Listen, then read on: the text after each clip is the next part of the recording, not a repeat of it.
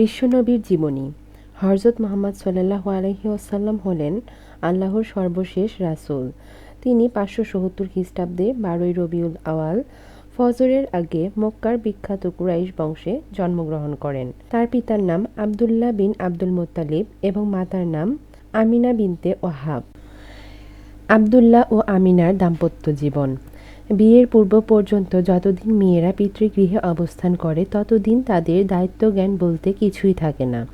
তারা পিতামাতার নির্দেশ মতো সংসারে ২-৪টি কাজ করে বটে, কিন্তু তার মধ্যে তাদের দায়িত্ব বা কর্তব্য জ্ঞান থাকে না। প্রকৃত দায়িত্ব মেয়েদের ওপর তখনই চেপে পড়ে যখন তারা স্বামী গৃহে গমন করে।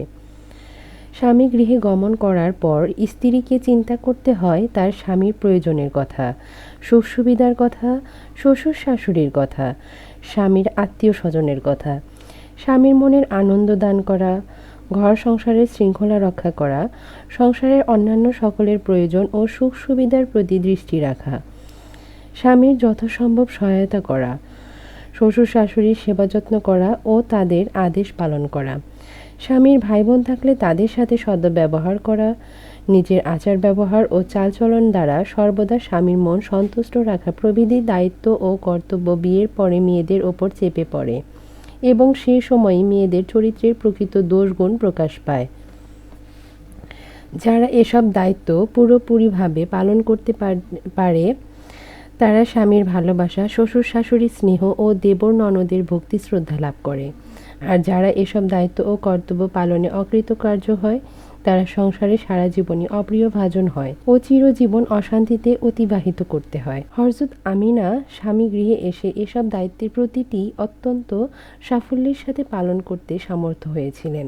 যেহেতু তার উপযুক্ত পিতামাতা মেয়েকে বাল্যকাল থেকেই ওই সব বিষয়ে শিক্ষাদান করেছিলেন, আব্দুল মুত্তালিবের সংসার ছিল বিরাট সংসার।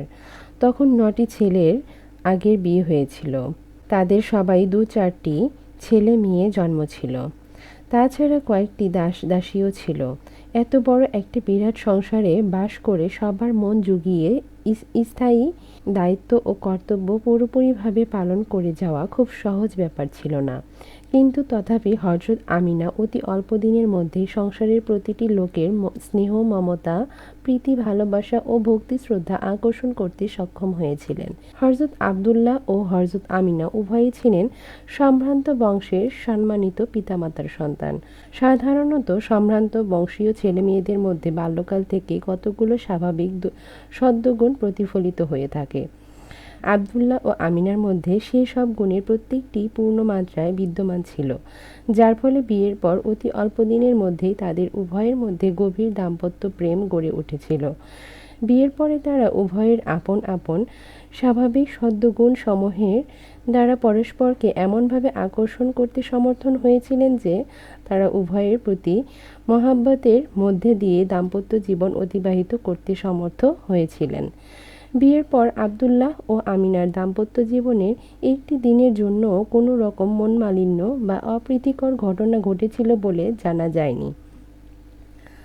স্বামীর প্রতি হযরত আমিনার ভালোবাসা ছিল গভীর ও অকৃত্রিম। সে যুগে আরবের লোকেরা স্ত্রীদের প্রতি চালাতো নিষ্ঠুর অত্যাচার, পশুর মতো আচার আচরণ করত তারা স্ত্রীদের সাথে। স্ত্রীকে তারা একটা ভোগের সামগ্রী ব্যতীত অন্য কিছুই মনে করত না। সে বর্বর জাহিলি যুগেও এ দম্পতি পরস্পরের প্রতি গভীর ও অকৃত্রিম প্রেমে আবদ্ধ ছিলেন। হযরত আবদুল্লাহর সাথে হযরত আমিনার ভালোবাসা কত গভীর ছিল তার প্রকৃষ্ট প্রমাণ পাওয়া যায় নিম্নলিখিত ঘটনা থেকে।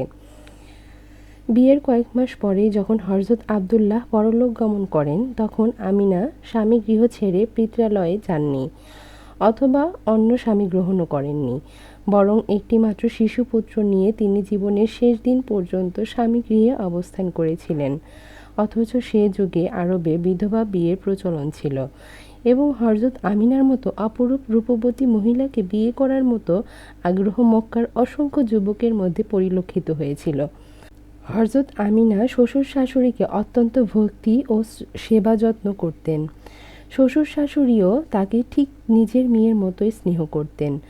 আব্দুল মুত্তালিব তো একদণ্ড ছোট পুত্রবধূকে না দেখলেই ব্যাকুল হয়ে উঠতেন ও তাকে কাছে ডেকে আনতেন। শুধু কনিষ্ঠ পুত্রবধূ হিসেবেই নয়, বরং তার অন্যান্য পুত্রবধূ অপেক্ষা আমিনার অনেক বেশি গুণ ছিল বলেই তিনি আমিনাকে সর্বাপেক্ষা বেশি ভালোবাসতেন। হযরত আবদুল্লাহর ভাই ও ভাবিরা সবাই আমিনাকে আপন ছোট বোনের মতোই স্নেহ করতেন। একমাত্র আমিনার সর্বপ্রকার গুণের জন্যই আব্দুল মুত্তালিবের বিরাট সংসারে স্থায়ী শান্তি প্রতিষ্ঠিত হয়েছিল। কিন্তু অত্যন্ত দুঃখের বিষয় এই যে তাদের এ অনাবিল সুখ শান্তি ও দাম্পত্য প্রেম বেশি দিন উপভোগ করা হয়নি। বিয়ের কিছুদিন পরে হযরত আমিনাকে বৈধব্য যন্ত্রণা ভোগ করতে হয়েছিল। মাতৃগর্ভে বিশ্বনবী সাল্লাল্লাহু আলাইহি ওয়াসাল্লাম তিনি যখন জানতে পারলেন যে তার ছোট পুত্রবধূ সন্তান সম্ভাবনা হয়েছে, তখন তার আনন্দের সীমা রইল না। বিশ্বনবী হযরত মুহাম্মদ সাল্লাল্লাহু আলাইহি ওয়াসাল্লাম তার মাতৃগর্ভে স্থান লাভ করার পর থেকে এদিকে হযরত আবদুল্লাহর দৈহিক সৌন্দর্য কমতে থাকে, অপরদিকে হযরত আমিনার সৌন্দর্য দিন দিনই বাড়তে থাকে। একমাত্র কারণ ছিল এই যে যখন নূরে মুহাম্মাদি সাল্লাল্লাহু আলাইহি ওয়াসাল্লাম হযরত আবদুল্লাহর কপালে সঞ্চিত ছিল, তখন তার সৌন্দর্য বৃদ্ধি পেয়েছিল। আর যখন তা মা আমিনার গর্ভে স্থানান্তরিত হলো, তখন মা আমিনার সৌন্দর্য বর্ধিত হয়েছিল। হযরত আবদুল্লাহর সাথে মা আমিনার বিয়ে হওয়ার পূর্বে মক্কার ফাতেমা বিনতে মোররাহ নাম্নী জনৈকা পরম সুন্দরী ধনবতী যুবতী রমণী হযরত আবদুল্লাহর প্রতি এতই আকৃষ্টা হয়েছিলেন যে তিনি সকল লজ্জা সংকোচ পরিত্যাগ করে নিজেই হযরত আবদুল্লাহর নিকট নিজের বিয়ের প্রস্তাব করেছিলেন। তাতে হযরত আবদুল্লাহ উত্তর করেছিলেন যে, এ বিষয়ে আমি আমার পিতার সম্মতি না নিয়ে তোমায় কোনো কথা দিতে পারছি না, তবে আমি তার অনুমতি গ্রহণ করতে চেষ্টা করব, এবং যদি তিনি সম্মতি হন তবে আমি তোমাকে বিয়ে করতে আমার নিজের পক্ষ থেকে কোনো অমত নেই। ইতোমধ্যে হযরত আমিনার সাথে তার বিয়ে হয়ে যায়। হযরত আমিনার সাথে বিয়ে হওয়ার পর হযরত আমিনার সাথে হযরত আবদুল্লাহর বিয়ে হয়ে যাওয়ার কয়েকদিন পরে হযরত আবদুল্লাহ ফাতেমা বিনতে মোররার কথাটা পিতার নিকট উত্থাপন করলে এবং তাতে আব্দুল মুত্তালিব সম্মতি প্রদান করেন। এখানে উল্লেখযোগ্য যে তৎকালীন আরবের পুরুষগণ প্রায় প্রত্যেকেই একাধিক বিয়ে করতেন, এমনকি কেউ কেউ 10 থেকে 15 পর্যন্ত বিয়ে করতেন। এটা তখন দোষের বা নিন্দার ব্যাপার ছিল না। ফাতেমা বিনতে মোররা ছিলেন তৌরাত কিতাবের অভিজ্ঞতা বিদুষী রমণী। তিনি হযরত আবদুল্লাহর সৌন্দর্য দেখে বুঝতে পেরেছিলেন যে হযরত আবদুল্লাহর ওই সৌন্দর্য কোনো দৈহিক সৌন্দর্য নয়, বরং আল্লাহর নূরের দ্বারা উদ্ভাসিত এ সৌন্দর্য। খুব সম্ভবত যে আখিরি নবীর নূর আবদুল্লাহর পেশিনীতে সঞ্চিত আছে, আর যার সাথে আবদুল্লাহর প্রথম মিলন হবে সে হবে শেষ নবীর জননী। সেজন্যই তিনি নারী সুলভ যাবতীয় লজ্জা সংকোচ পরিত্যাগ করে আবদুল্লাহর কাছে নিজেই নিজের মনের বাসনা বক্তব্য করেছিলেন। তার মনে আশা ছিল তিনি হবেন শেষ নবীর জননী, কিন্তু আল্লাহর ইচ্ছে যে ছিল অন্যরূপ। হযরত আমিনার সাথে বিয়ে হওয়ার কিছুদিন পর আবদুল্লাহ পিতার সম্মতি পেয়ে ফাতেমা বিনতে মোররার নিকট যেয়ে বললেন, হে ফাতেমা, তোমার প্রস্তাবে আমি রাজি আছি, যেহেতু আমি আমার পিতার অনুমতি পেয়েছি। সুস্থরা ফাতেমা হযরত আবদুল্লাহর মুখের দিকে তাকিয়ে দেখলেন যে আবদুল্লাহর দেহের সে অপরূপ সৌন্দর্য আর নেই। তিনি বললেন, হে আবদুল্লাহ, এখন তুমি আমার প্রস্তাবে রাজি হলেও আমি রাজি নই। আচ্ছা বলো তো, তুমি কি অন্য কোনো বিয়ে করেছ? আবদুল্লাহর উত্তর করলেন, হ্যাঁ, কিছুদিন পূর্বে ইয়াসরিব নিবাসী ওহাব জুহেরির কন্যার সাথে আমার বিয়ে হয়েছে। কিন্তু তাতে কি, আমাদের দেশে অনেকে তো 10 থেকে 15টা পর্যন্ত বিয়ে করে থাকে। ফাতেমা উত্তর করলেন, হ্যাঁ, যে আশায় তা করে থাকে বটে, কিন্তু কথা সেটা না। আমি তোমার স্বামীরূপে পেতে চেয়েছিলাম, আমার সে আশা ধূলিসাৎ হয়ে গেছে। সুতরাং এখন তোমার নিকট আমার কোনো প্রয়োজন নেই। তুমি যদি সর্বপ্রথম আমায় বিয়ে করতে, ততপর তুমি আরও 10টা বিয়ে করলেও আমি কোনো আপত্তি করতাম না। যা হওয়ার তা হয়ে গিয়েছে, এখন আর তোমাকে আমার কোনো প্রয়োজন নেই। অতঃপর ফাতেমা একটা দীর্ঘ নিঃশ্বাস ত্যাগ করে নিজেই বললেন, হায় আমিনা, জগতে তুমি সর্বাপেক্ষা বড় ভাগ্যবতী। আরব দেশ মরুভূমির দেশ, দিগন্তব্যাপী কেবল বালু আর বালু। সে দেশে গাছপালা শস্যাদি কিছু জন্মায় না। তবে মরুভূমির মধ্যে মধ্যে অনেক দূরে দূরে 2-4টি করে মরু উদ্যান আছে। সেসব কিছু কিছু ফল মূল শস্যাদি জন্মে থাকে, কিন্তু বৃষ্টিপাত না হলে সে সব মরু উদ্যানে কিছু জন্মে না। বিশ্বনবী হযরত মুহাম্মদ সাল্লাল্লাহু আলাইহি ওয়াসাল্লাম এর জন্মের 3 বছর আগে থেকে আরবে বৃষ্টিপাত বন্ধ ছিল। কাজেই ফলমূল ও শস্য উৎপাদন না হওয়ার কারণে সমগ্র আরবে ভীষণ দুর্ভিক্ষ আরম্ভ হয়েছিল। বিশ্বনবী হযরত মুহাম্মদ সাল্লাল্লাহু আলাইহি ওয়াসাল্লাম ভূমিষ্ঠ হওয়ার অল্প কিছুদিন আগেই সমগ্র আরবে মুষলধারে বৃষ্টিপাত হলো। বিগত 10 বছরের মধ্যে আরববাসীগণ এরূপ বৃষ্টি দেখেনি। মুষলধারে বৃষ্টিপাতের ফলে অতি অল্প দিনের মধ্যেই সমগ্র আরব দেশ ফলমূল ও শস্যে পরিপূর্ণ হয়ে গেল। বিশ্বনবী হযরত মুহাম্মদ সাল্লাল্লাহু আলাইহি ওয়াসাল্লাম এর শুভ আগমনের ফলে যে আল্লাহ তাআলা আরববাসীদের ওপর তার অসীম রহমতের বাড়ি বর্ষণ করলেন, তাতে কোনো সন্দেহ নেই। কিন্তু অজ্ঞ আরববাসীগণ বুঝতে পারল না যে কার উপলক্ষে তারা এ মহা সৌভাগ্যের অধিকারী হলো।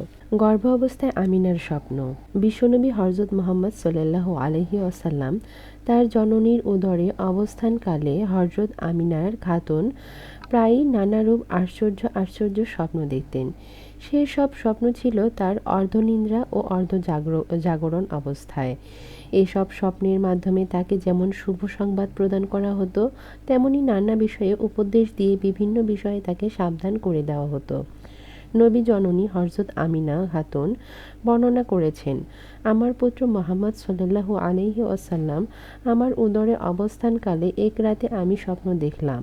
একজন সৌম্যকান্তি মহাপুরুষ আমাকে সম্বোধন করে বলছেন, হে আমিনা খাতুন, তোমায় সুসংবাদ দেওয়া হচ্ছে যে তোমার উদরে যে সন্তান অবস্থান করছে তিনি হবেন সাইয়্যিদুল মুরসালিন, খাতামান নাবিয়িন ওয়া রাহমাতাল লিল আলামিন।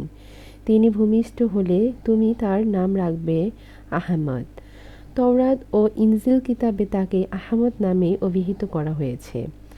আর একদিন তিনি স্বপ্ন দেখলেন, পূর্বোক্ত মহাপুরুষ তাকে বলছে, হে আমিনা, তুমি খুব সাবধানে থাকবে, কারণ তোমার গর্ভে যে সন্তান অবস্থান করছেন তিনি হবেন দুনিয়ার সর্বশ্রেষ্ঠ মহামানব ও নবীকুল শিরোমণি। তুমি সর্বদা সতর্ক থাকবে যেন মহানবীর কোনরূপ অবমাননা না হয়।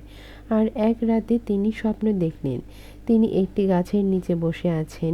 এমন সময় তার উরুদেশ থেকে একটি উজ্জ্বল জ্যোতিষ্ক বের হয়ে চারিদিক ছড়িয়ে পড়ল এবং তার আলোকে সারাটা দুনিয়া আলোকিত হয়ে গেল।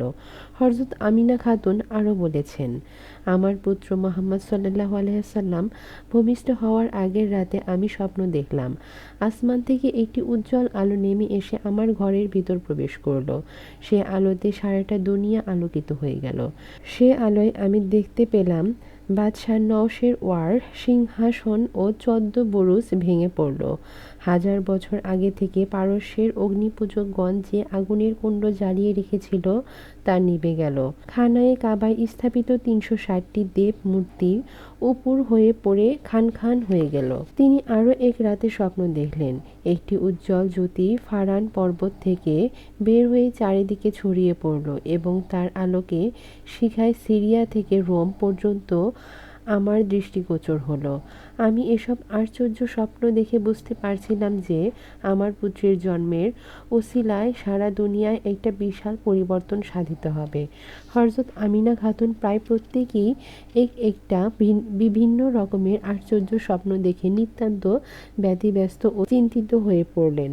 তিনি প্রতিবেশিনী স্ত্রী লোকদের নিকট তার এসব স্বপ্নের কথা বর্ণনা করলে তারা তাকে নানারূপ ভয় প্রদর্শন করতেন ও তাবিজ কবজ নিতে উপদেশ দিতেন। একদা একজন প্রৌঢ়া মহিলা হযরত আমিনার একটা স্বপ্নের বিবরণ শুনে বললেন, মা, তোমার প্রতি জিনের আসর হয়েছে।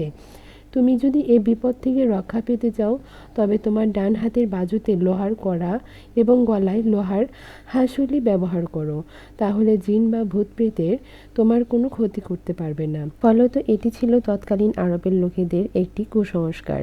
যে কোনো অস্বাভাবিক কোনো কিছু দেখলেই তাকে তারা জিন ভূতের আছর বলে মনে করত আর তার প্রতিকারের জন্য নানারূপ চেষ্টা তদবির করত।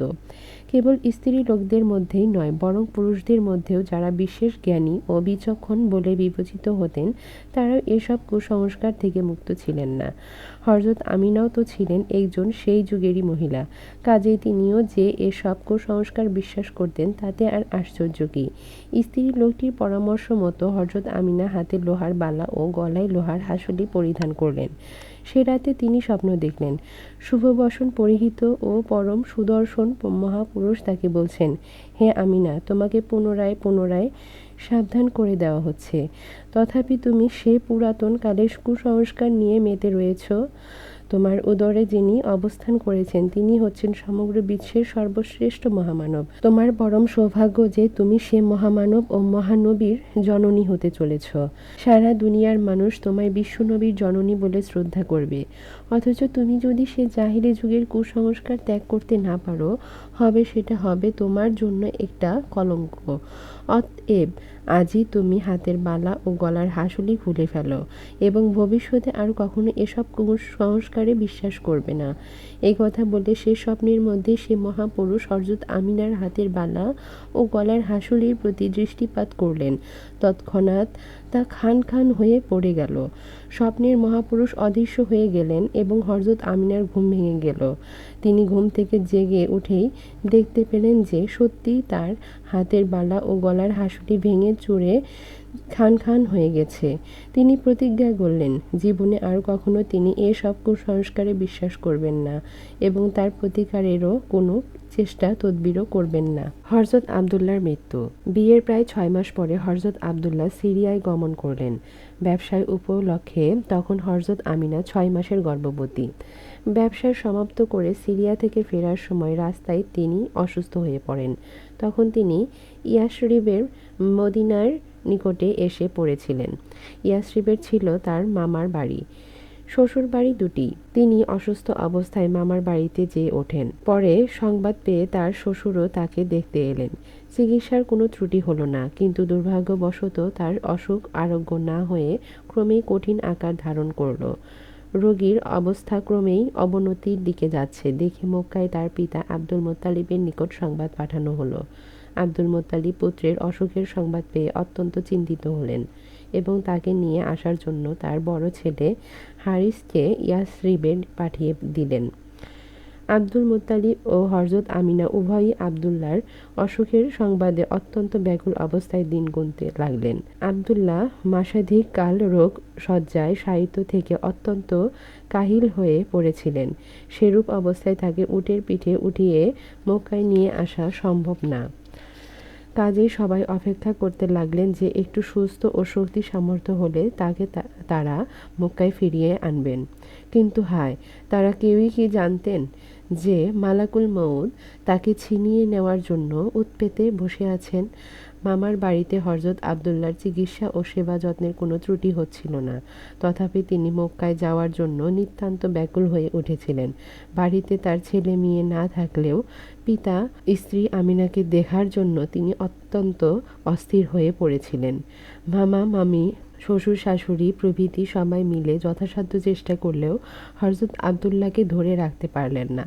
মামার বাড়িতেই তিনি শেষ নিঃশ্বাস ত্যাগ করে পরকালে চলে গেলেন। বৃদ্ধ আব্দুল মুত্তালিব পুত্র হারিসকে ইয়াসরিবে পাঠিয়ে দিয়ে অত্যন্ত আকুল আগ্রহে দিন গুনছিলেন হারিস কবে নাগাদ মক্কায় এসে পৌঁছাতে পারবে আবদুল্লাহকে নিয়ে।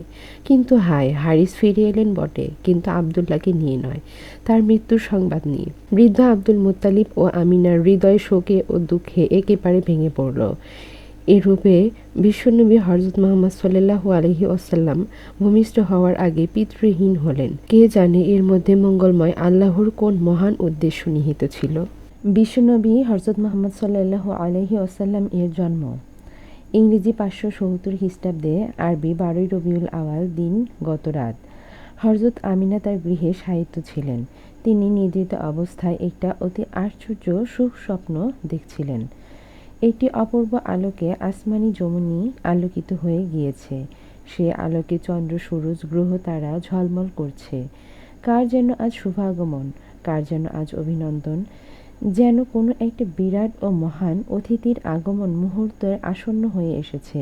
যেন তারাই অভ্যর্থনার জন্য আজ সারা বিশ্বব্যাপী একটা বিরাট আয়োজনের হইচই শুরু হয়ে গিয়েছে। হযরত আমিনার স্বপ্ন দেখছেন কুল মাখলুকাত কিসের যেন একটা আনন্দে আত্মহারা। আসমানে অগণিত ফেরেশতা ছোটাছুটি করছে, তোরানে তোরানে বাঁশি বাজছে।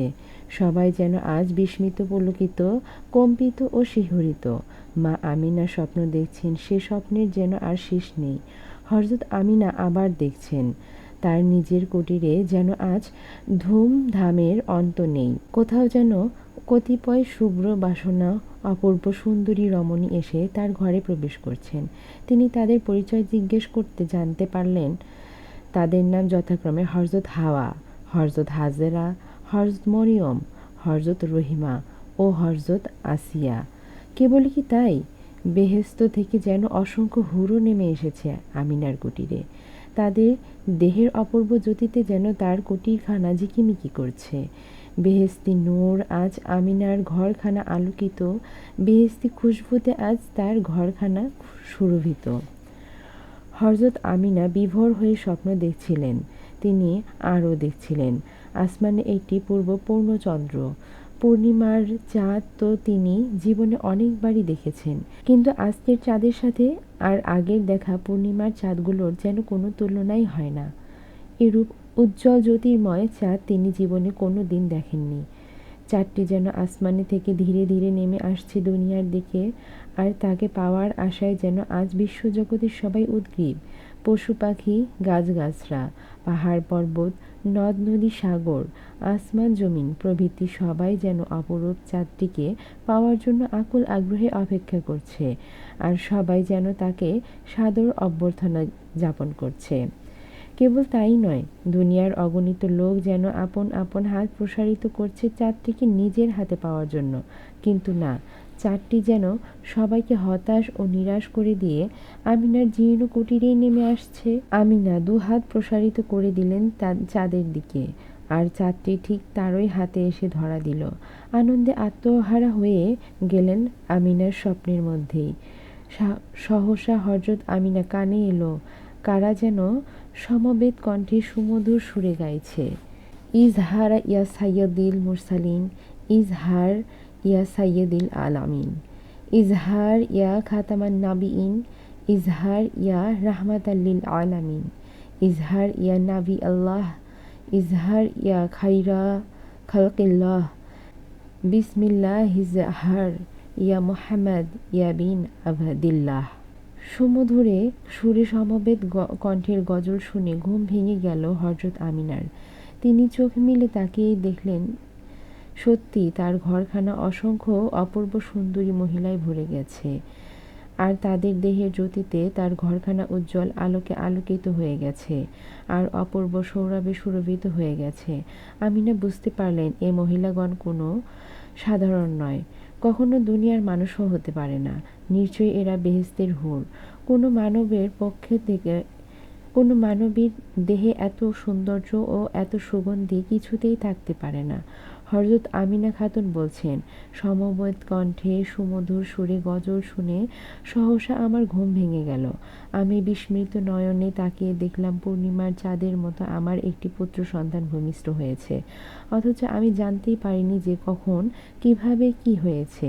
তিনি আরও বললেন, আমার পুত্র মুহাম্মদ সাল্লাল্লাহু আলাইহি ওয়াসাল্লাম ভূমিষ্ঠ হওয়ার পূর্বে যখন আমি বুঝতে পারলাম যে আমার প্রসবকাল ঘনিয়ে এসেছে, তখন আমার মনে খুব ভয় হতে লাগলো, কারণ সেই সময় আমায় সাহায্য করার মতো কোনো স্ত্রীলোক আমার কাছে ছিল না, আর সন্তান প্রসব সম্বন্ধে আমার পূর্বের কোনো অভিজ্ঞতাও ছিল না।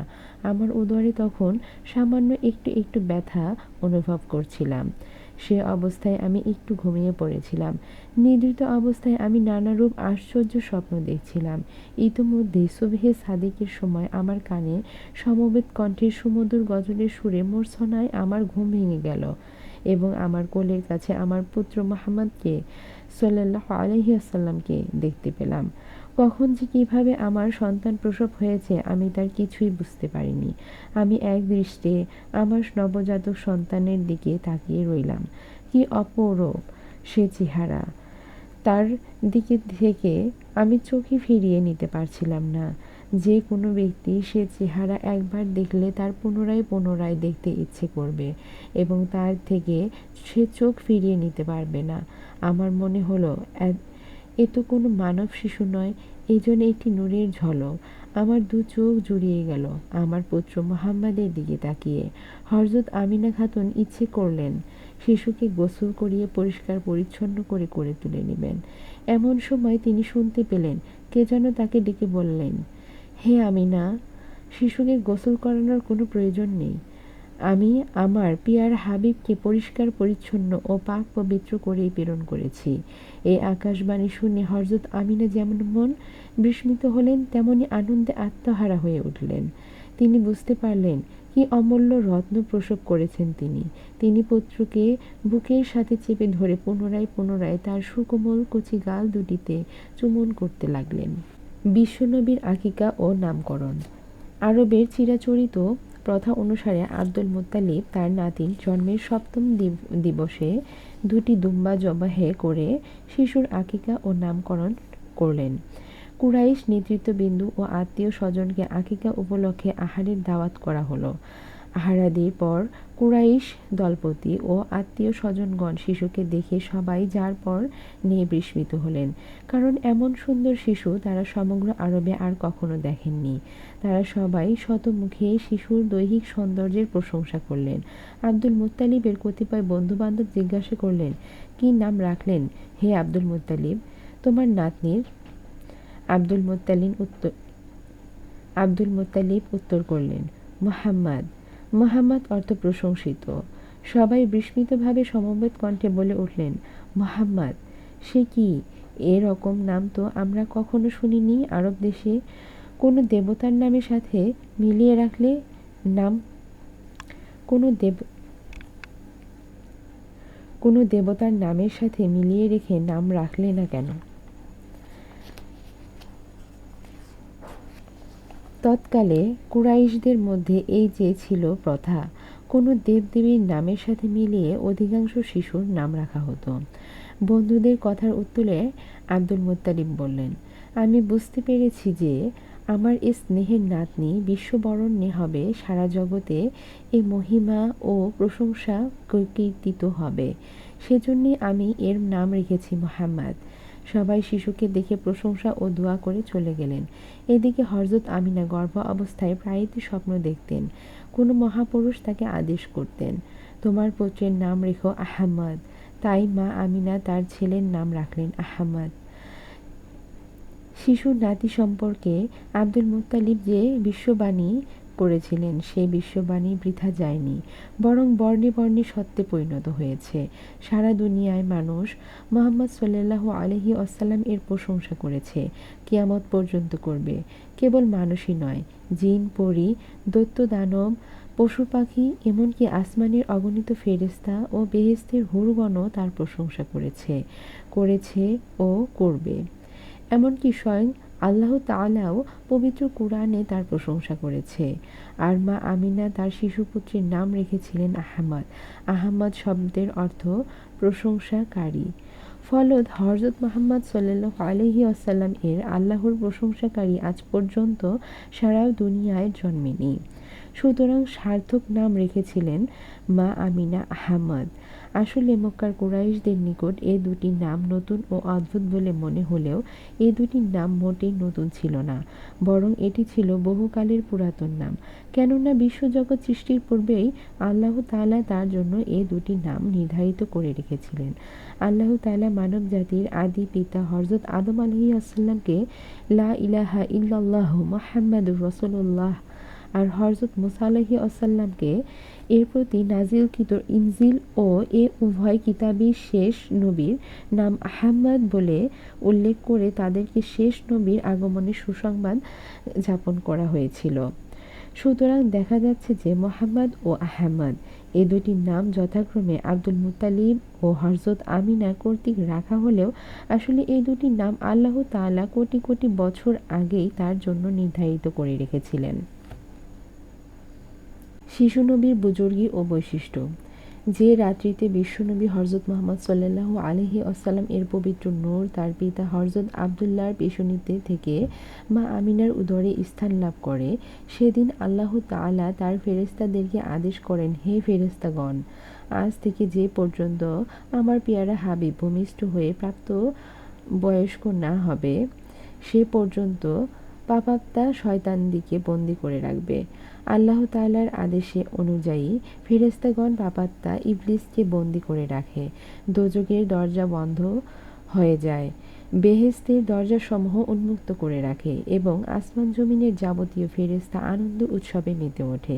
ফেরেশতাগণ পাপাত্মা শয়তানের সিংহাসন উঠিয়ে নিয়ে সমুদ্রে নিক্ষেপ করে।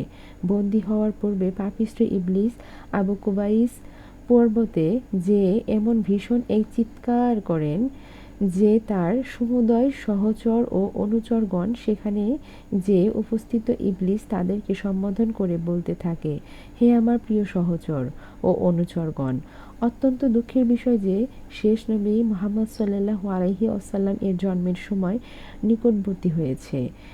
এর অল্পকাল পরেই লালত মানত ও উয্যার উপাসনা বন্ধ হয়ে যাবে এবং সারা দুনিয়ার নিরাকার ও সর্বশক্তিমান এক আল্লাহর ইবাদত প্রতিষ্ঠিত হবে।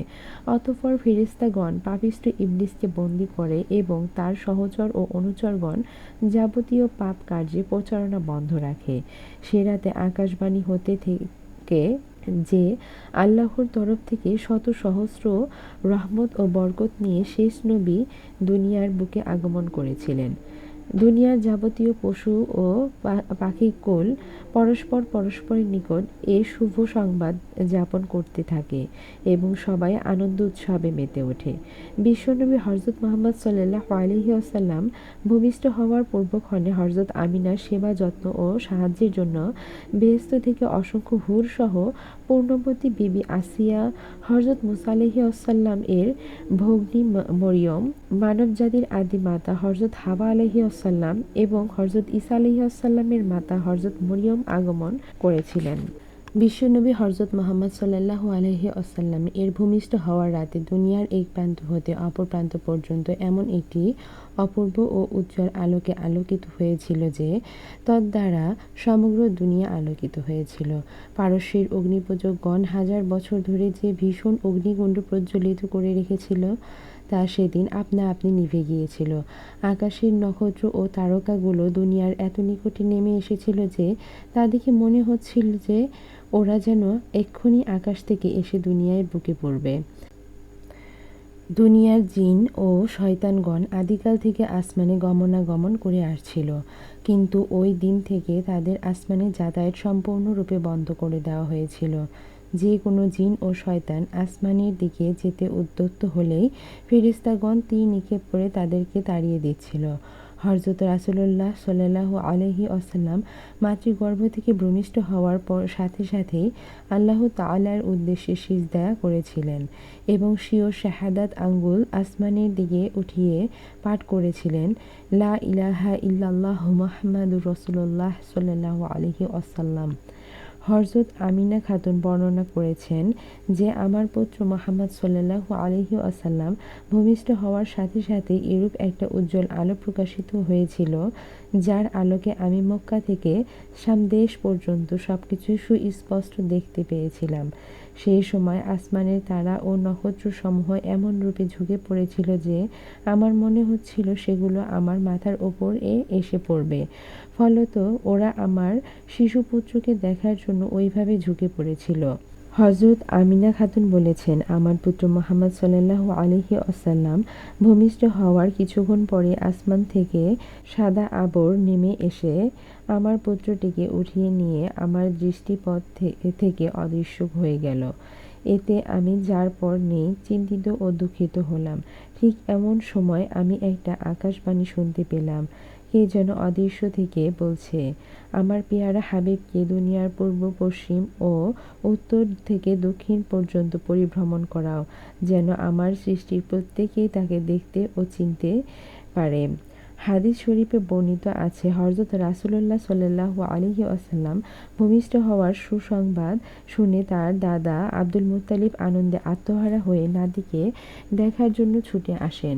ঠিক এমন সময় তিনি একটি আকাশবাণী শুনতে পান, হে আব্দুল মুত্তালিব, যে পর্যন্ত আসমান ও জমিনের সব ফেরেশতা আমার পেয়ারা হাবিবের সাথে সাক্ষাৎ শেষ না করে, সে পর্যন্ত কোনো মানুষ তাকে দেখতে পাবে না।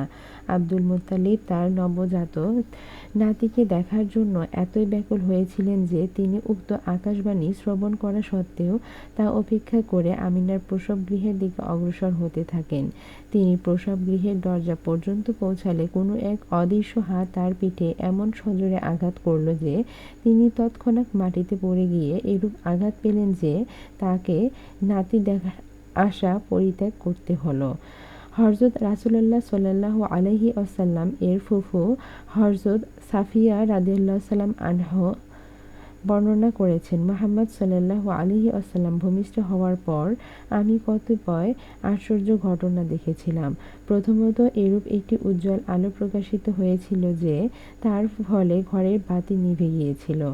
দ্বিতীয়ত, তিনি ভূমিষ্ঠ হওয়া মাত্রই সিজদায় পড়ে ৩ বার পাঠ করেছিলেন, রাব্বি হাবলি উম্মতি। তৃতীয়ত, আমি তাকে গোসল করাতে উদ্যত হলে একটি অদৃশ্য বাণী শুনতে পেলাম, শিশুকে গোসল করানোর কোনো দরকার নেই, কেননা আমি আমার পেয়ারা হাবিবকে পবিত্র অবস্থায়ই পাঠিয়েছি। চতুর্থত, শিশুর পৃষ্ঠে দেহে তারার মতো উজ্জ্বল গোলাকৃতি একটি মোহর দেখতে পেলাম। তার ভেতরে পরিষ্কার আরবি হরফে লিখিত আছে, লা ইলাহা ইল্লাল্লাহু মুহাম্মাদুর রাসূলুল্লাহ সাল্লাল্লাহু আলাইহি ওয়াসাল্লাম। বলা বাহুল্য যে হযরত সাফিয়ার বর্ণিত এ মোহরটি মোহরে নবুয়াত নামে পরিচিত এবং তা হযরত রাসূলুল্লাহ সাল্লাল্লাহু আলাইহি ওয়াসাল্লামের জীবনের শেষ দিন পর্যন্ত তার পিঠে বিদ্যমান ছিল। সিরাতে মোস্তফা নামক কিতাবে বর্ণিত আছে, মহাপাপী আবু লাহাবের সুফিয়া নাম্নী এক ক্রীতদাসী ছিল। হযরত রাসূলুল্লাহ সাল্লাল্লাহু আলাইহি ওয়াসাল্লাম এর জন্মের পর সেই দাসীটি আবু লাহাবের নিকট এ সুসংবাদ নিয়ে যাওয়ায় আবু লাহাব খুশি হয়ে সুফিয়াকে আজাদ করে দিয়েছিল। এজন্য হযরতের জন্মের দিনে মহাপাপী আবু লাহাবের ঘোর আযাব লাঘব করা হয়ে থাকে। এতদ সম্পর্কে হযরত রাসূলুল্লাহ সাল্লাল্লাহু আলাইহি ওয়াসাল্লাম এর অপর চাচা হযরত আব্বাস রাদিয়াল্লাহু সাল্লাম আনহু বর্ণনা করেছেন, আবু লাহাবের মৃত্যুর পর এক রাতে আমি তাকে স্বপ্নে দেখে জিজ্ঞাসা করেছিলাম, হে আবু লাহাব, তুমি কবরে কি অবস্থায় আছো? তাতে আবু লাহাব উত্তর করল, আমার মৃত্যুর দিন থেকে আরম্ভ করে আজ পর্যন্ত দিনরাত প্রতিটি মুহূর্তে ফেরেশতাগণ আমার ওপর এমন ভীষণ আযাব করতে আরম্ভ করেছে যে আমি তা ভাষায় প্রকাশ করতে পারব না। সেরূপ আযাবের কথা দুনিয়ার কোনো মানুষ কল্পনাও করতে পারে না। তবে প্রত্যেক সোমবারে আমার প্রতি আযাব অনেকটা কম করে অতি সামান্য আযাব করা হয়ে থাকে। আমি ফেরেশতাদেরকে এর কারণ জিজ্ঞাসা করলাম। তারা বলেছিলেন যে আল্লাহর পেয়ারা হাবিব হযরত রাসূলুল্লাহ সাল্লাল্লাহু আলাইহি ওয়াসাল্লাম এর জন্মের সুসংবাদ শুনে তুমি খুশি হয়ে তোমার একজন বাদীকে আজাদ করে দিয়েছিলে। সে দিনটি ছিল সোমবার। সেজন্য আল্লাহর আদেশে প্রত্যেক সোমবার তোমার প্রতি শাস্তি কম করা হয়। বিশ্বনবী অন্যতম উপাধি রাহমাতাল লিল আলামিন। এর অর্থ বিশ্বজগতের জন্য তিনি আল্লাহর রহমত স্বরূপ। তিনি দুনিয়ার আগমন করার সাথে সাথেই বহন করে নিয়ে এসেছিলেন বিশ্ববাসীর জন্য আল্লাহর অসীম রহমত। তার জন্মের কয়েক বছর আগে থেকে আরব দেশে চলছিল একটানা অনাবৃষ্টি, যার ফলে আরম্ভ হয়েছিল সমগ্র আরবে ভীষণ দুর্ভিক্ষ। গাছপালা শুকিয়ে গিয়েছিল ও মাঠের ঘাস পাতা সব মারা গিয়েছিল। কয়েক বছর যাবৎ আসমান থেকে এক ফোঁটা পানিও আরবের মুখে পতিত হয়নি। দেশের হাজার হাজার মানুষ দুর্ভিক্ষের কবলে পড়ে মৃত্যুবরণ করেছিল। বিশ্বনবী হযরত মুহাম্মদ সাল্লাল্লাহু আলাইহি ওয়াসাল্লাম এর জন্মের পর দিনই সমগ্র আরবে এরূপ মুষলধারে বৃষ্টিপাত হলো যে সেরূপ বৃষ্টি আরবের লোকেরা জীবনে কখনো দেখেনি। প্রচুর বৃষ্টিপাতের ফলে সমগ্র আরবে নেমে এলো পূর্ণ শান্তি। গাছপালায় নতুন পাতা গজালো, ফুলে ফুলে সুশোভিত হলো যাবতীয় গাছগাছরা। নানা প্রকার শস্যে আবার পরিপূর্ণ হয়ে উঠল আরবের মাঠসমূহ। ধূসর মরুভূমি আবার সবুজ রং ধারণ করল। আরবের লোকদের দুঃখ কষ্ট আবার অতি অল্প দিনের মধ্যে দূর হয়ে তাদের জীবনে নেমে এলো অনাবিল শান্তি ও সুখ। কিন্তু মূর্খ কাফির আরববাসীরা বুঝতে পারল না যে কার উপলক্ষে তাদের প্রতি এরূপ রহমতের বারিধারা বর্ষিত হয়েছে।